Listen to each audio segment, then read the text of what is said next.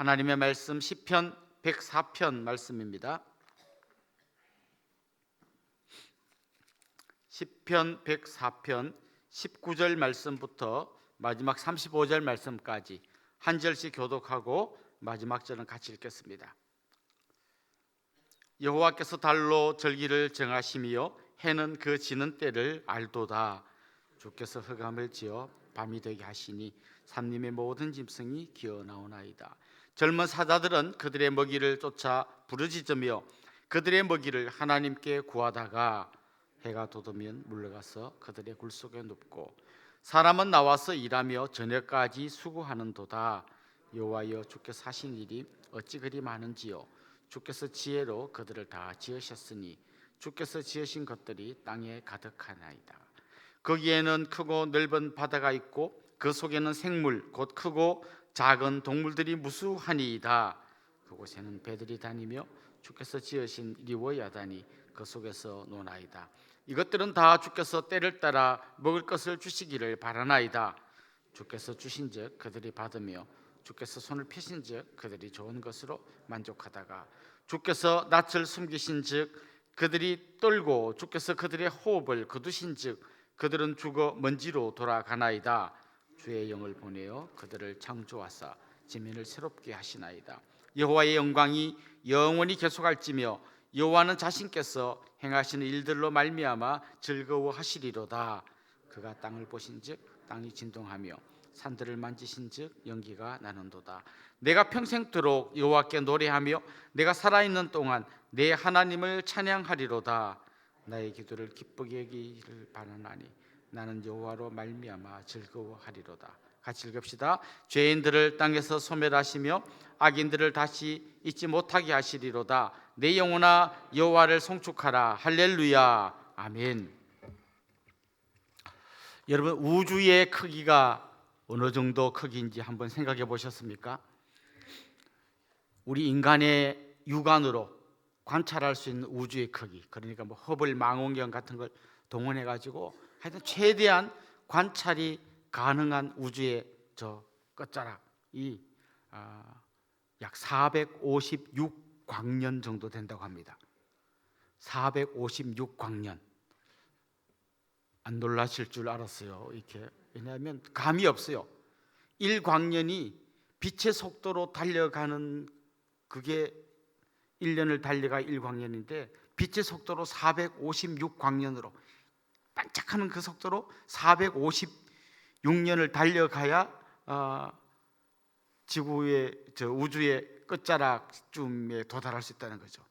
근데 그 너머에 있는 것도 있을 텐데 그건 아직 관측이 안 돼요. 관측이 가능한 데가 이 정도입니다. 이걸 그냥 큰 구라고 생각한다면 이 안에 있는 지구는 이 우주의 어느 정도 크기일까요? 우주 안에서 우리가 사는 지구 7천조 분의 1입니다. 이것도 감이 안 잡히시죠? 7천조 분의 1이 우리가 사는 지구의 크기입니다. 그럼 이 지구 안에서도 우리는 보이지도 않는 존재입니다. 그러면 이 우주 속에서 한 인간은 어떤 존재일까요? 이건 뭐 먼지라고 하기도 어려운, 그냥 없는 거나 마찬가지인 그런 존재가 우리 인간이에요.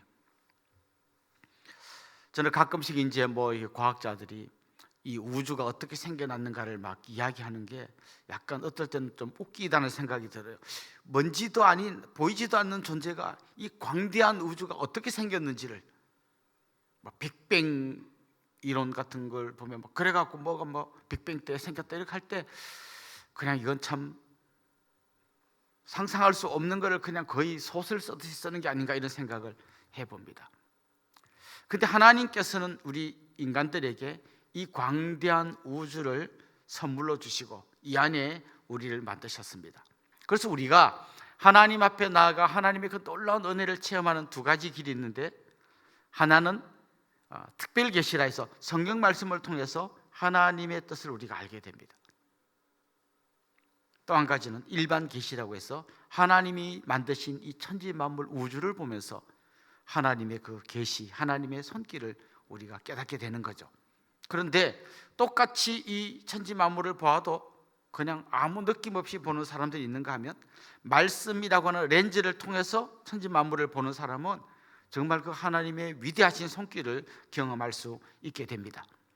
오늘 우리가 읽은 시편 104편은 하나님이 지으신 이 광대한 우주, 이 아름다운 천지 만물을 보면서 노래한 시입니다.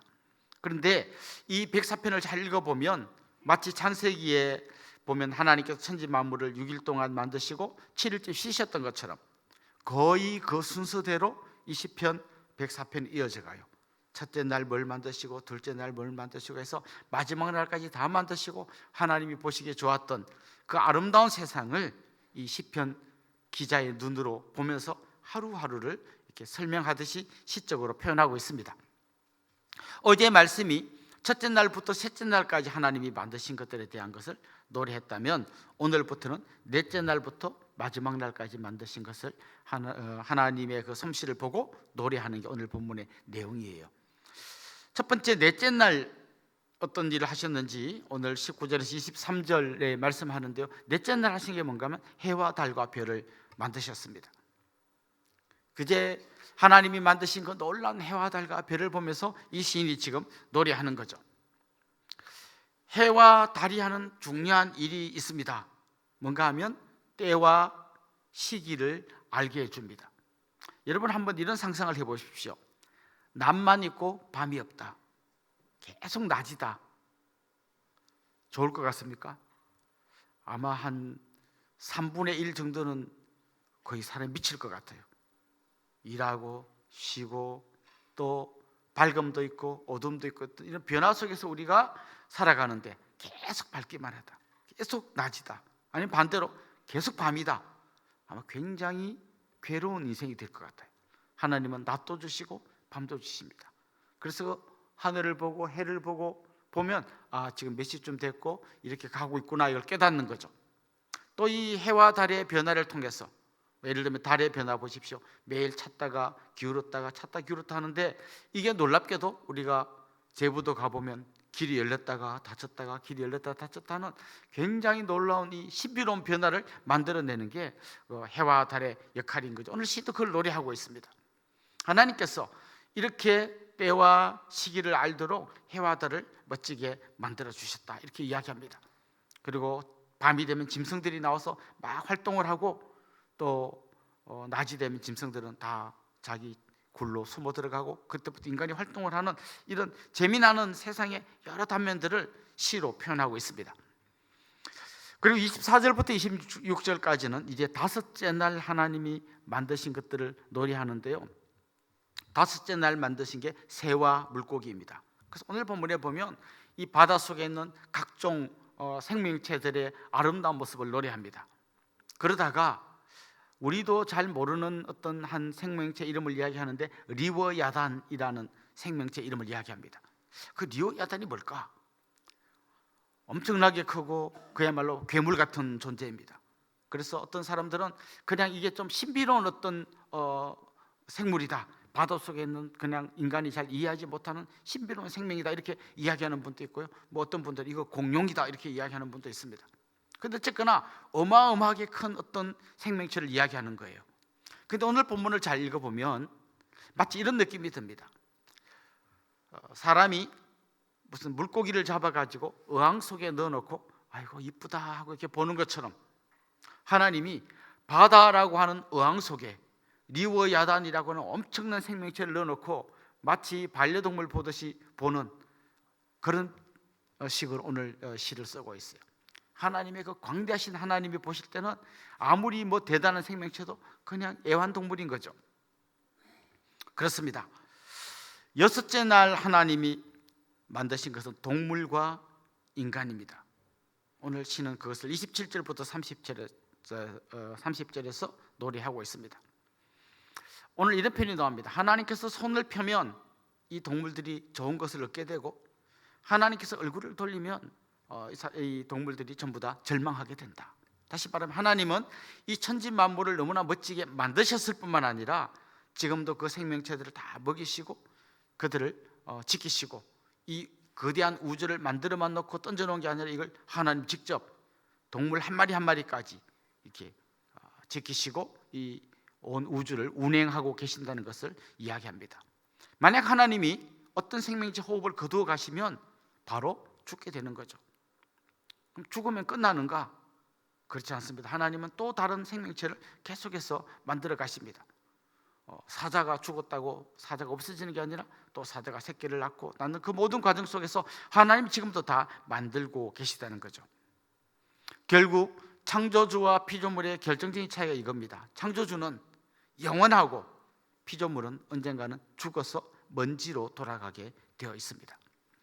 이제 31절부터 마지막 절까지 말씀은 천지 만물을 다 지어 놓으시고 안식하셨던 그 하나님의 그 사역을 생각하면서 지금 노래합니다. 6일까지 지은 다음에 하나님께서 하신 말씀이 뭔가 하면 보시기에 심히 좋았더라. 너무 아름다운 세상을 만드시고 하나님이 이제 쉬시는데, 오늘 시는 거기서 이제 이 광대한 우주를 바라보면서 하나님을 찬양합니다. 크고 광대하신 하나님, 그리고 그 안에 있는 먼지도 안 되는 인간을 이야기합니다. 자, 그렇다면 여러분 한번 이런 질문 던져봅시다.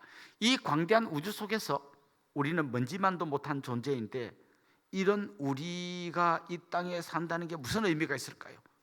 그냥 먼지인데 이렇게 있다가 그냥 없어지고 끝, 이렇게 허무한 인생인가? 그렇지 않습니다.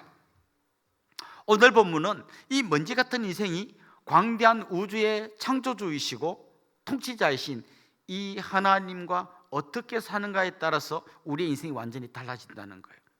만약에 비록 우리가 먼지 같은 존재이지만 광대하시고 거룩하신 하나님과 우리가 하나가 되어서 간다면 우리는 그 광대하신 하나님의 손길 안에서 엄청난 삶을 누리게 될 거라는 거예요. 근데 만약 우리가 이 하나님을 반역하고 하나님을 멀어지면 그냥 우리는 먼지같이 왔다가 먼지같이 사라지는 존재가 된다는 겁니다. 그러니까 우리는 어떻게 하든지 하나님하고 같이 가야 되는 겁니다. 그럼 어떻게 같이 갈 수 있습니까? 오늘 본문에 보면 두 가지를 이야기합니다. 하나는 찬송이고 하나는 기도예요. 우리 늘 찬송 기도 듣는 얘기에서 또 그 얘기구나 할지 모르지만 이 찬송이야말로 광대하신 하나님의 손길을 노래하는 것이고 그 하나님의 영광을 드러내는 것입니다. 그래서 오늘 시는 내가 평생토록 여호와께 노래하며 내가 살아있는 동안 내 하나님을 찬양하리로다. 그 하나님을 찬양하겠다고 이야기합니다. 우리는 하루에 정신없이 사느라고 뭐가 어떻게 돌아가는지도 모르지만 옛날에 한 어떤 교수님이 쓴 유명한 책이 있습니다. 하루에 한 번쯤은 하늘을 보자, 이런 책 제목이 있습니다. 저는 여러분이 좀 하루에 한 번쯤은 이렇게 하늘을 올려다보면 좋겠고요, 바람을 좀 느껴보면 좋겠고, 그 다음에 이 봄이니까 많은 꽃들이 피어나는데 우리 교회 화단에도 많은 꽃들이 있습니다. 가면서 한 번씩 이렇게 더 들여다보고, 때로는 이렇게 크게도 보고, 때로는 미세하게 그 꽃 안에 있는 작은 수술과 암술과 거기에 묻어있는 꽃가루도 보고, 그러면서 하나님께서 얼마나 놀랍게 만드셨고 얼마나 놀랍게 통치하신지를 보면 좋겠고요, 그것이 여러분의 가슴 깊숙한 곳에서 찬송으로 울려 퍼지면 좋겠습니다. 한 걸음 더 나가서 이 시인은 하나님과 가까이 가기 위해서 기도합니다. 평생 기도합니다. 기도할 때 어떤 일이 일어나는가? 하나님의 기쁨이 내 기쁨이 되는 놀라운 역사가 일어납니다. 하나님의 기쁨이 나의 기쁨이 돼요. 이 천지 만물을 보면서 와, 너무 아름답다로 끝나는 게 아니라 그 하나님이 이렇게 만드셨구나, 정말 대단한 하나님이시구나, 근데 나는 그 하나님의 아들이고 딸이구나, 이 기쁨이 우리 속에 넘쳐나게 됩니다. 오늘 이 시편은 이제 이렇게 하나님의 영광을 노래하고 찬송하다가 이 시편이 마무리되는 마지막 절 35절에 가면 약간 뜬금없는 표현이 나와요. 죄인들을 땅에서 소멸하시며 악인들을 다시 잊지 못하게 하시리로다. 이게 무슨 말씀일까요? 이렇게 아름다운 하나님의 창조 세계 안에서 그 하나님에게 대항하고 거스리는 그 사람들은 이 우주와 조화되지 못한다는 거예요. 그래서 결국 하나님이 이 모든 사람들을 소멸시키시고 완벽한 아름다운 세상을 만들어 가실 거라는 걸 그가 노래하고 있습니다.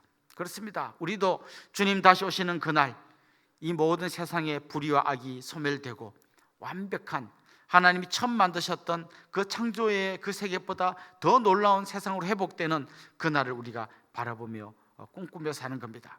그래서 이 시인은 이 모든 시를 마무리하면서 이제 내 영혼아 여호와를 송축하라 할렐루야, 이렇게 이 시를 마칩니다.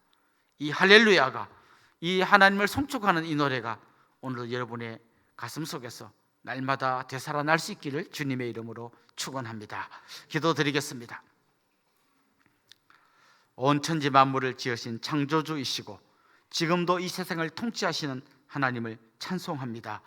그 놀라우신 하나님, 우리가 그 하나님의 창조 세계 속에서 먼지만도 못한 아주 보잘것없는 존재이지만 그런 우리를 내 자녀라고 말씀하여 주시고 우리를 위해서 아들을 보내시고 십자가에서 죽게 하시고 우리를 놀라운 하나님의 백성으로 삼아주신 것 감사합니다.